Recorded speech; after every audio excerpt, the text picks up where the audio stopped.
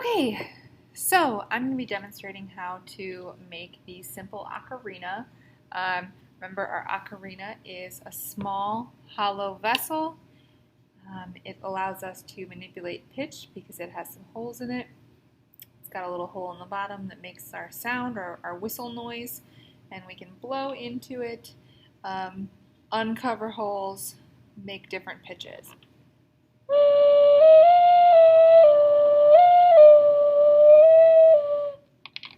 Okay. The larger the ocarina, the lower the sound is going to be. The smaller the ocarina, the higher pitch that sound is going to be. So, this basically consists of two parts. We've got a pinch pot that's going to be our upper portion, and we've got a slab that's going to be our lower portion. Okay. So, to make our pinch pot, I've got a small baseball or a large kiwi, maybe a lemon size worth of clay. I'm going to roll it in my hands. I've already wedged this clay, so I'm going to make it roughly a ball shape. Okay. And to start the pinch pot process, I'm going to press my thumb into the surface of this ball. So, see it's on there? And then I'm going to start pinching and moving around. Okay, so turn it and pinch, turn it and pinch, turn it and pinch. Now for the simple one, the shape of the vessel isn't super important. It can be kind of a taller dome, it can be a flatter dome. That is totally up to you. But we really want this to be as consistent as possible. So we don't want it to be too thick. We're shooting for somewhere between a 1/4 inch, somewhere around a 1/4 of an inch. You don't want to go too much thinner than that. But you definitely don't want it to be too thick because we know that if it is too thick, it can explode or break in the kiln. So I've got some nice even sides going on here. Okay, good sides. I want to make sure the profile of this here is flat, so I can just kind of tap it on the table very, very gently, being careful not to collapse my sides, of course. But that's much flatter. You can see that would fit nicely up against our slab now. Okay, you can smooth out any imperfections at this point, or we are going to let this get leather hard. So when something is leather hard, it's not as soft. It's going to retain its shape a little bit more. So we're going to let this firm up just a little bit, maybe 5 or 10 minutes in front of the fan. Should be good to go. Okay, so I'd set this aside. My next part is the slab. And I'm going to show you guys how to do a thrown slab. So I kind of would start my thrown slab in my hand here, get it kind of in a flat shape. Again, this has already been wedged, so I know there's no air bubbles in it. And I'm going to do exactly what it sounds. I'm going to throw this down onto my canvas, not onto your table. It will stick to your table, onto the canvas. So I'm going to throw it, and I'm kind of throwing it forward, if that makes sense. It's going kind of at a forward motion. And I flip it each time. So I'm flipping it over. If you notice it getting kind of thick in the middle, you can always tap it down. You just need to make sure it is big enough for your pinch pot to sit on top of it. So I throw my little slab here. Again, we don't want it too thick. About a 1/4 of an inch is good enough. Okay. If it's too thick, it's going to be much harder to turn it into a whistle. But if it's too thin, it's going to get very fragile. So I would take my pinch pot, place it on my slab, cut around it, and then set those two pieces off in front of the fan. Remember to kind of mark it so that you know that it's yours. You can always smooth it out later, but even if you just put a little X on the inside, something so that you know that it's yours when you set it in front of the fan and don't accidentally take someone else's. So I'd set this in front of the fan and let it get leather hard. Now, for reference, I made another one here and it's been sitting out for about 5-10 minutes or so. For reference, the plastic one is going to bend much easier. The leather hard one is going to retain its shape a little bit more. Okay, so I want my leather hard piece. Again, I would just set my pinch pot on here, take a sharp cutting tool, whether it's a fettling knife or some other sharp cutting tool, and cut around my form so I know it's going to fit.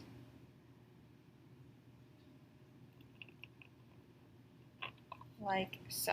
I can get rid of my scraps and it'll be good to go.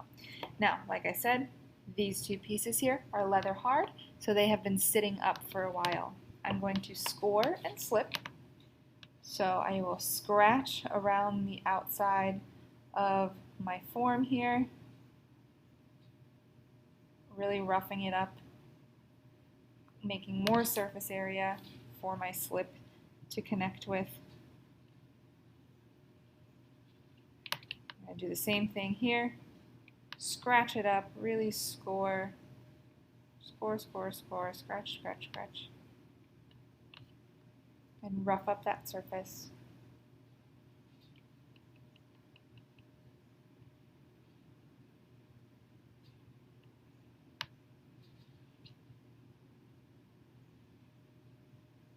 Okay. Once you've got both surfaces really, really roughed up, I've got my little slip container here. Okay, I'm going to take a little bit of slip.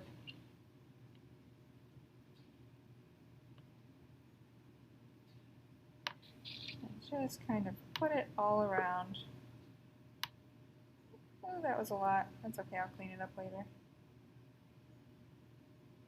Okay, I'm going to take my pinch pot and press it into my slab.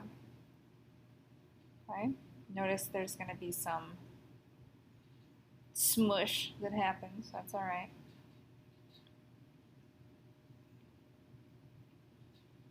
You can wipe away any of that extra. Get rid of it.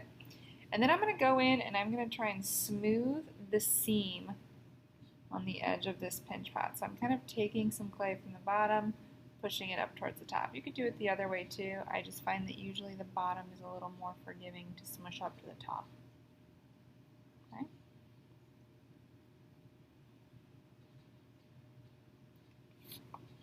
Now that it's at this leather hard stage, this would also be a good point to go in and try and smooth out your surface a little bit. I'm not going to do too much of that because I know I don't want to waste too much of your time watching this. You know how to smooth stuff out by now. So once I get rid of my seam, I still kind of want to remember where that slab ended. So I want to know about how high up that slab was. And I'm going to make my mouthpiece next. So I've gotten rid of that seam. It's pretty seamless all the way around here. You really can't tell where it was, but I still need to know about how thick that slab was. So don't forget if you made a thinner slab or a thicker slab. I'm going to make a mouthpiece next. And I can just use my scraps to create that mouthpiece, whatever you've got around there. Okay. And really all I need to do is I need maybe a grape size ball of clay. My hands are going real fast there. Ball it up. This is kind of big. I might take a little off of there. Grape size ball of clay, and I'm going to pinch on either side so that it forms kind of a cube. If you're a bit of a perfectionist and you want it to have nice crisp edges, you can tap it on your table like this, and it'll help make nice crisp edges for you. Okay? So I'm going to score the end of this guy here. Score it, score it, score it, score it, score it. Rough it up. And I need to decide where I want to attach it. So you can kind of consider the shape of this vessel and figure out how you might want to hold it, what might be most comfortable for you in the long term. So I might put mine here so I have kind of a wider ocarina. And I'm just going to scuff up where I want this to attach. Okay.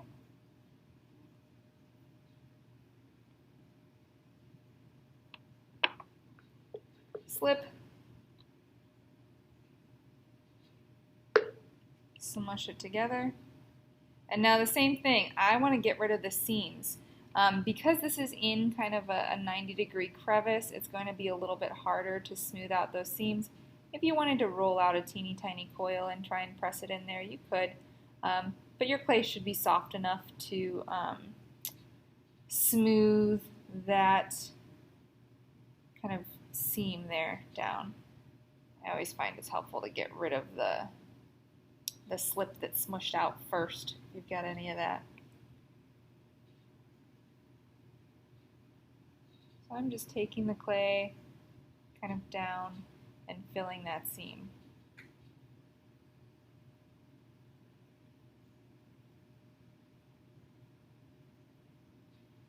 Okay.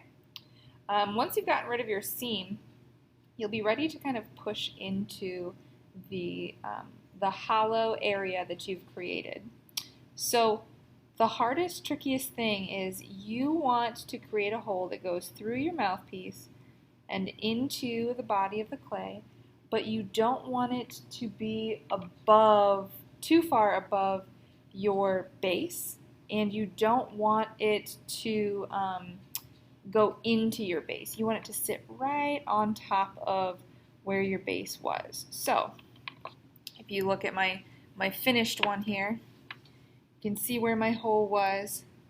If you were to kind of continue that hole all along the base, it would pop out right above that base, so that when we put a hole here in our base, our air is passing just over that hole. So spend some time, smooth out this connection, and you'll be ready to go. So got my base here.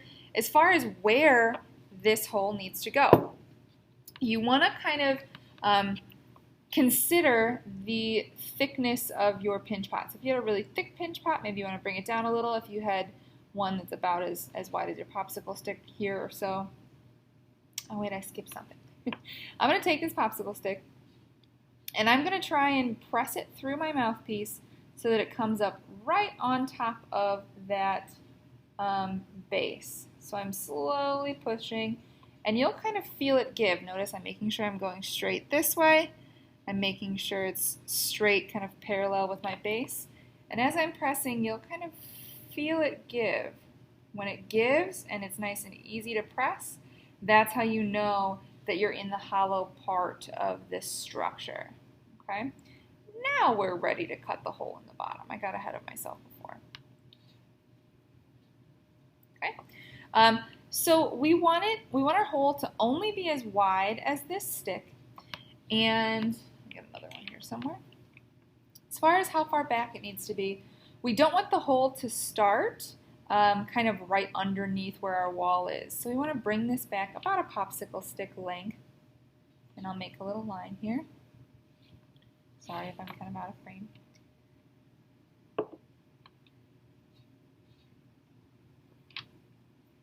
I'm going to line that popsicle stick up with the line that I just made. So it's one popsicle stick wide this way. And then I'm going to line it up with the one that I've kind of inserted in here and just mark that off. That way I know it's a popsicle stick wide this way and a popsicle stick wide this way, and it's not right on the wall. We only want it to be as wide as our mouth opening is, so as wide as our popsicle stick. These first three edges I'm going to cut straight. This back edge I'm going to cut at an angle, so I'm going to cut straight in all the way through my clay. Straight in, and in this cut you should feel the popsicle stick inside there.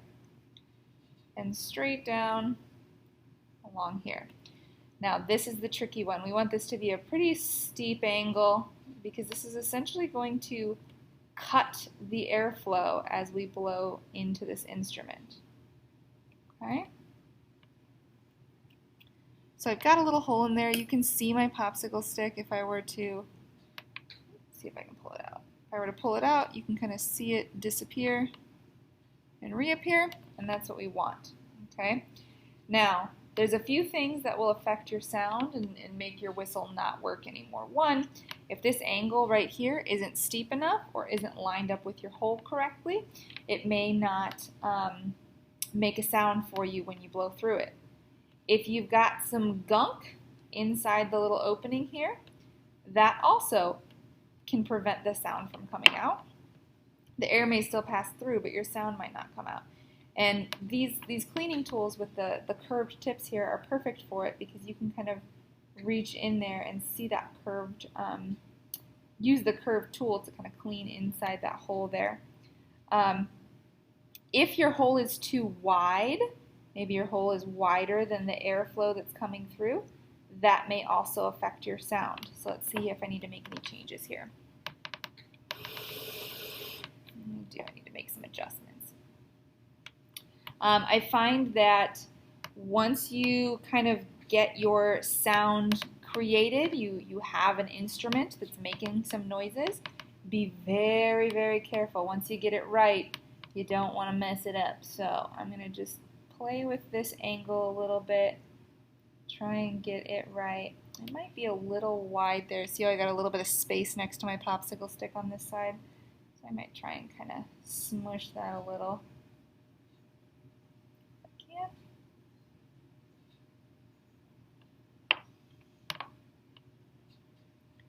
Let's do one more test real quick. Yay, it's making noise. All right, so once I've got it to make some noise, very, very little changes, okay? You don't need to make any more changes up until this point. So very, very small, delicate changes. Cleaning up is fine, making sure there's no little crummies inside that hole there. I don't know if you guys can see that a little bit. That's fine. Don't mess with it too much. We're going to put anywhere from 2 to 6 holes. If the holes are too big, it's definitely going to affect the sound, so keep that in mind. You don't want them too big.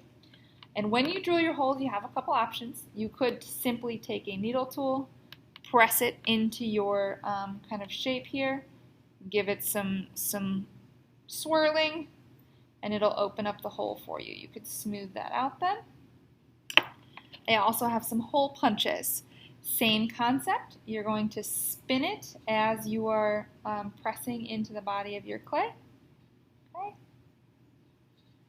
Come back out, and sometimes there's a little plug in there that might need to be pressed in.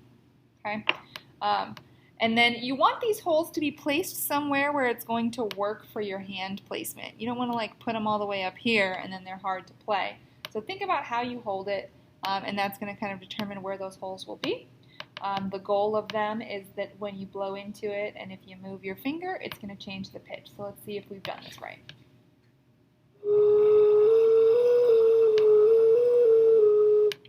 I think we've been pretty successful. So this is a simple ocarina, anywhere from 2 to 6 holes.